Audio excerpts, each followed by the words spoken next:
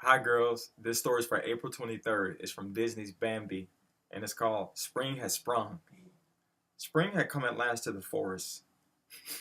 Bambi could smell the change in the air. The days were growing longer, the nights were getting shorter. Crocuses and daffodils were pushing new green shoots out of the ground, and the forest didn't feel quite as lonely as it had during the cold winter. In just the last few days, Bambi had noticed that there were more animals peeking their heads out of their holes, burrows, and dens.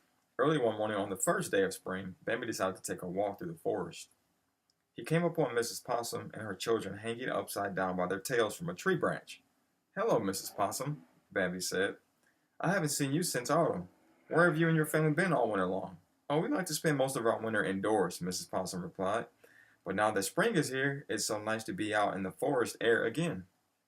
Then Mrs. Possum and the rest of her family closed their eyes and dozed off. Continuing through the forest, Bambi stopped by a tree filled with twittering birds. "Hello," Bambi said. "Where have you birds been all winter long?"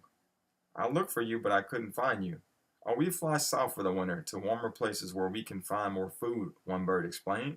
"But we're so happy it's spring once more. It's lovely to be back in the forest and to see all of our friends." Then the bird joined her voice with her friends' twittering tunes. Bambi kept walking, meeting old friends at every turn.